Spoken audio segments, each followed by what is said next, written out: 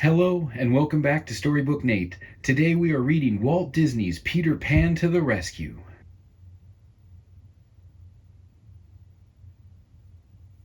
Once there was a magical place called Neverland. Tinkerbell the pixie lived there. So did Peter Pan and his crew of lost boys. Tinkerbell was Peter's special friend. Whenever Peter flew high above the forest, Tink flew with him. Sometimes she sprinkled the boys with pixie dust, and they flew too. Tink was a busy, happy little sprite. But then, one day, everything changed. Peter Pan brought his friend Wendy and her brothers Michael and John to Neverland. Suddenly, it seemed that Peter had no time for Tinkerbell. He went flying with Wendy instead. The Lost Boys went tiger hunting with John and Michael, and they didn't ask Tink to come along. Tink was hurt and jealous. Didn't Peter love her any more? The pirate Smee found her one day when she was sitting alone, thinking angry thoughts, and he chuckled with glee. "Won't Captain Hook be glad to talk with this little pixie?" he said to himself, and he scooped Tink up in his cap and carried her off to the pirate ship that was anchored in the cove. Captain Hook grinned a sly grin when he saw Tink.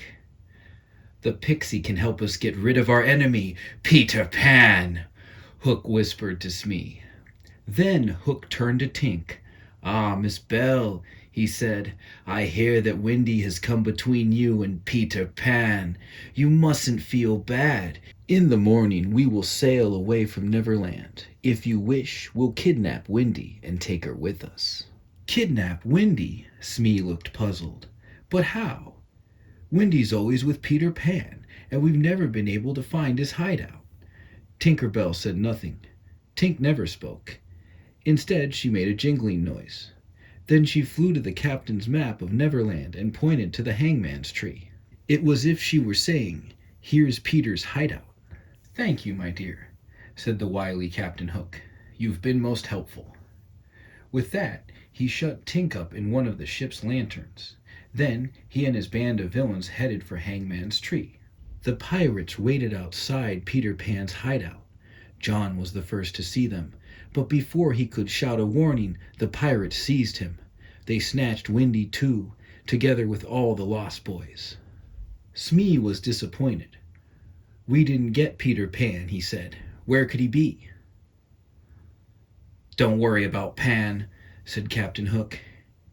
He showed Smee a box that was tied with a ribbon. It had a note on it that read, "To Peter, with love from Wendy. Do not open till 6 o'clock." "This will take care of Pan," said Captain Hook. He put the box in Peter's hideout. The pirates hurried back to the ship with their captives. "Now then," said Hook, "you all have a choice. Join my pirate crew, or walk the plank." "Be a pirate," said Wendy. "Never." "We won't walk the plank either," declared Michael. "Peter Pan will save us." "Oh, no, he won't," said Hook with a nasty chuckle. "We left a present for Pan. Any second now he'll open it, and he'll be blasted out in Neverland. You'll never see Peter Pan again." "Oh, no," cried Wendy. "A bomb." Tink heard. She heard everything. For a second she was too frightened to move. Then she began to throw herself against the glass walls of the lantern. She rocked back and forth until at last the lantern toppled over. The door fell open, and Tink was free. Up she flew, away from the pirate ship, and on to Hangman's Tree. It was 2 seconds to 6 when she darted into Peter's hideout. Peter was just opening his present. Tink flew at him and pushed the box away. Boom! The bomb went off. For a moment the hideout was thick with black smoke. Then the smoke cleared. Peter Pan was safe. But what about Tinkerbell? Tink lay crumpled in a heap. Her eyes were closed. She was so still. Was she breathing? Peter cradled the pixie in his hands. "Tink, speak to me, please. Tink, you mean more to me than anything in the world." Tinkerbell heard, and her heart gave a little thump. She made a tiny jingling sound. "That's it, Tink," cried Peter Pan. The jingling grew louder. It was joyful now. Tink knew that Peter loved her. He always had. Aboard the pirate ship, Hook and his crew were getting ready to make their prisoners walk the plank. "You first," Hook said to Wendy. Little Michael began to cry. "Goodbye, Wendy," he called. "Wendy, we love you," said her brother John. Wendy smiled at them. Bravely she stepped onto the plank and walked over the water. Then she dropped from sight. Hook waited to hear Wendy splash into the water. But there was no splash. Instead, a shout came from high in the rigging. "Hook, you're a codfish!" It was Peter Pan. Wendy was with him, safe and smiling. He had snatched her up before she could hit the water. "Pan!" cried Hook. "You rascal! I'll get you this time!" Hook charged at Peter, waving his sword. Peter only laughed. He flew down and darted at Hook. His blade flashed. Swish! He cut the feather off of Hook's hat. Peter cut the ropes that bound the prisoners. Seconds later, they were all battling the pirates. The boys threw sticks and stones. John swung his umbrella. Michael tucked a cannonball into his teddy bear and began swinging it. Soon the pirates were scrambling off the ship, fighting to get in the lifeboat. Across the deck went Peter Pan and Captain Hook, dueling furiously. Suddenly Hook tripped and stumbled over the side of the ship. He fell right into the sea, where an eager crocodile waited. Captain Hook knew that crocodile.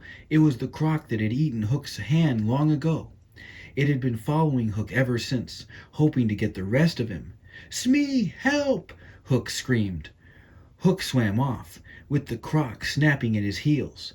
The pirates rowed after the croc, and none of them were ever seen in Neverland again. Peter Pan took command of the ship, and the Lost Boys cheered. Wendy cheered too. "You've won, Peter!" she cried. Tinkerbell flew over to Peter. She jingled merrily as if to say, "Peter Pan always wins. Didn't you know that?" Tink was very happy. Wendy and the boys were safe, and she herself would never be jealous again, for she knew that Peter Pan loved her more than anyone else in the world. And now we've reached my least favorite part of the book. No more book. Thank you for tuning in. Like and subscribe if you liked the video, and keep reading.